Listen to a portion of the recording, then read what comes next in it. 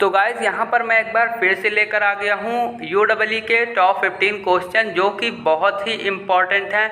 आपको इनका आंसर शायद ही पता होगा क्योंकि ये इतने ज़्यादा इम्पॉर्टेंट क्वेश्चन, इतने ज़्यादा इंटरेस्टिंग क्वेश्चन हैं। ये क्वेश्चन आपकी बुक पर नहीं दिए हुए हैं, लेकिन UEE के फर्स्ट चैप्टर से ही रिलेटेड ये क्वेश्चन है। तो चलिए देख लेते हैं फर्स्ट क्वेश्चन क्या कहना है। 0 वाट के बल्ब में कितने वाट बिजली की खपत होती है? तो गाइस हम सभी लोग 0 वाट के बल्ब हम लोग घर पर यूज़ करते हैं। तो ये कई सारे कलर पर भी आते हैं, लेकिन उस पर कुछ ना कुछ बिजली की खपत, पावर की खपत ज़रूर होती है। तो वह लगभग कितनी होती है? 5 से 7 वाट होती है, 10 से 20 वाट होती है, या फिर 1 वाट होती है, या फिर डी ऑप्शन है नन, इनमें से कोई नहीं। तो इसका सही आंसर आप लोगों को कमेंट बॉक्स में बताना है यदि पता हो तो। जितने भी क्वेश्चन का आंसर यदि आपको पहले से पता हो तो कमेंट बॉक्स में ज़रूर कमेंट करके बताएं। तो यहाँ पर सही आंसर है ए, 5 से 7 वाट। ये सबसे कम वाट की रेंज है, इसलिए इसको नगण्य मान लिया जाता है। उस लैंप को बोल दिया जाता है 0 वाट। नेक्स्ट देख लेते हैं, निम्न में से किसका सबसे कम पावर फैक्टर होता है? तो गाइस ये सारे बहुत ही इंपॉर्टेंट क्वेश्चन हैं और ये 100% एग्जाम पे पूछे जाने वाले हैं। तो ये टॉप 15 क्वेश्चन है, आप इनको अपनी कॉपी पर नोट जरूर कर लीजिएगा। तो सेकंड क्वेश्चन है, निम्न में से किसका सबसे कम पावर फैक्टर होता है? यहाँ पर 4 प्रकार के लैंप दिए गए हैं, सब में पावर फैक्टर होता है, लेकिन सबसे कम पावर फैक्टर किस में होता है? Sodium vapour lamp, mercury vapour lamp, LED पर, या फिर आर्क लैंप। तो इसका सही आंसर है आर्क लैंप। आर्क लैंप का पावर फैक्टर बहुत ही कम होता है। नेक्स्ट देख लेते हैं, किस लैंप का जीवन काल सबसे अधिक होता है? तो यहाँ पर 4 ऑप्शन है, GLS lamp, CFL lamp, LED का, या फिर ये सभी। तो आपको सही आंसर बताना है कि कौन सा ऐसा लैंप है जिसका जीवन काल, जिसकी लाइफ सबसे ज़्यादा होती है। तो गाइस इसका सही आंसर है LED, जो हम लोग घरों में प्रयोग करते हैं, लाइट इमिटिंग डायोड। यहाँ पर कई सारे क्वेश्चन बन सकते हैं आपके। GLS का फुल फॉर्म भी पूछा जा सकता है, CFL का भी और LED का भी।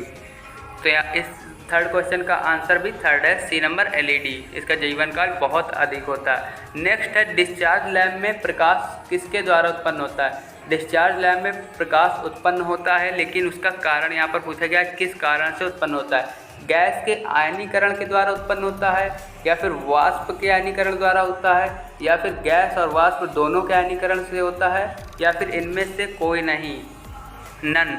तो इसका सही आंसर है C, गैस एंड वेपर। इन दोनों का जब आयनीकरण हो जाता है तब इस डिस्चार्ज लैंप पर प्रकाश उत्पन्न हो जाता है। तो नेक्स्ट देख लेते हैं, किस लैंप की ल्यूमिनस एफिशिएंसी अधिक होती है? Arc lamp, LED, halogen lamp, sodium vapour lamp.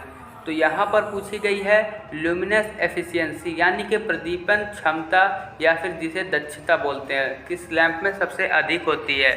तो यहाँ पर ऑप्शन 4 दिए गए हैं, arc lamp, LED, halogen lamp, sodium vapour lamp. तो इसमें से ऑप्शन जो D है एकदम करेक्ट है, सोडियम वेपर लैंप।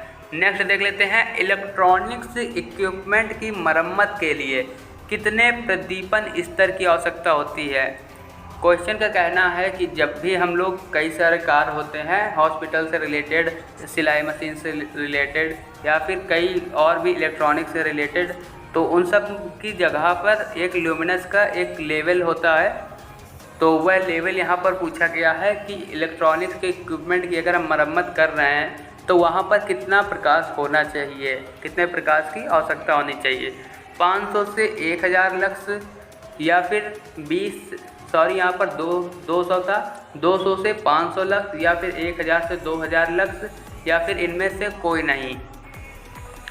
तो ये सारे क्वेश्चन जितने भी हमने यहाँ पर अभी बताए हैं, इलेक्ट्रॉनिक्स इक्विपमेंट के अलावा जितने भी होते हैं, कि रसोई घर के लिए कितना प्रदीपन की आवश्यकता होती है, कितनी रेंज होती है, स्टेडियम के लिए और ड्राइंग रूम के लिए, रीडिंग प्रूफ के लिए, ये सभी आप लोग नोट कर लीजिए, बहुत ही इंपॉर्टेंट है आपकी लाइफ में और एग्ज़ाम में हमेशा ये काम आने वाले हैं।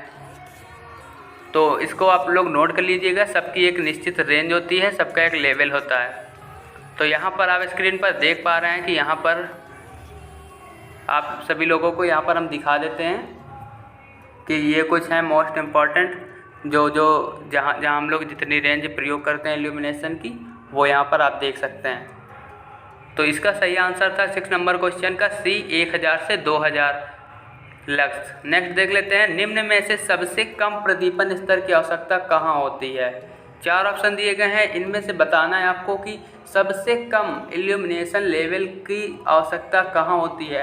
रेलवे में होती है, प्रूफ रीडिंग में होती है, हॉस्पिटल में होती है, या फिर इनमें से सभी। तो इसका सही आंसर है ए, रेलवे पे सबसे कम इल्यूमिनेशन की आवश्यकता होती है। नेक्स्ट देख लेते हैं, निम्न में से सबसे अधिक प्रदीपन की आवश्यकता कहाँ होती है।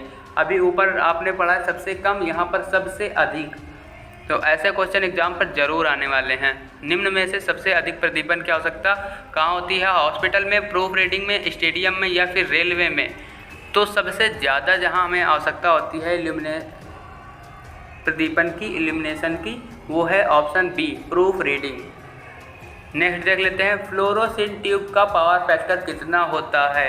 0 यूनिटी, या फिर 0.5 लीड, या फिर 0.5 लैग।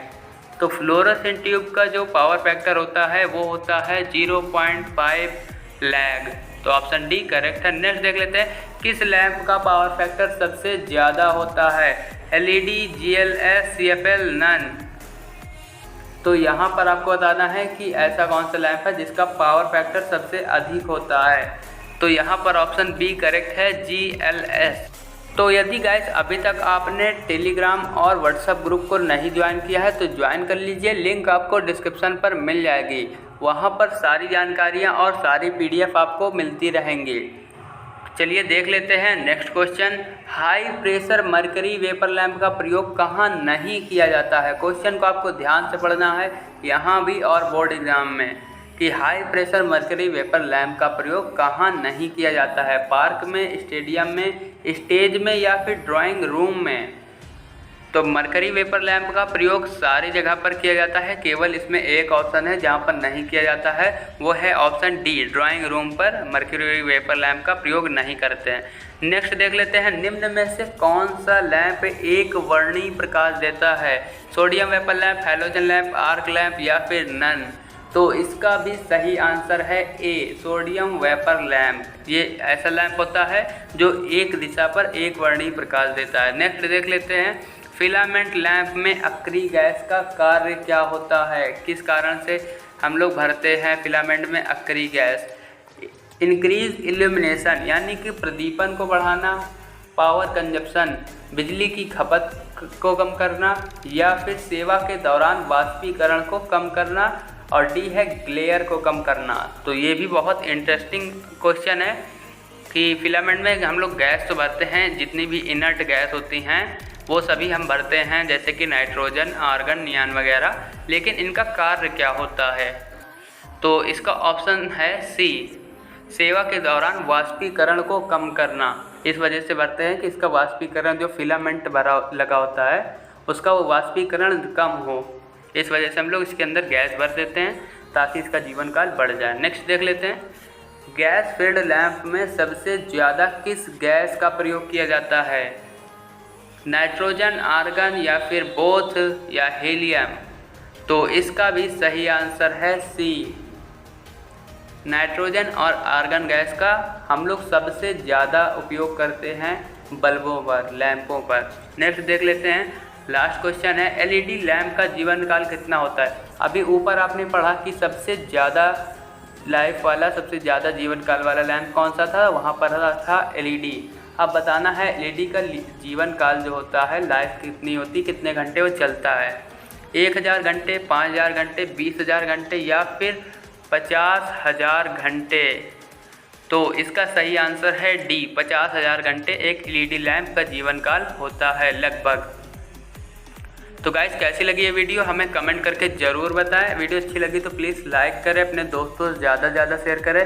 चैनल पर पहली बार आए हैं तो चैनल को सब्सक्राइब कर लें ताकि आप तक BTUP से रिलेटेड और इलेक्ट्रिकल से रिलेटेड जानकारी पहुंचती रहे। तो मिलते हैं नेक्स्ट वीडियो में। इस वीडियो में केवल इतना ही। जय हिंद।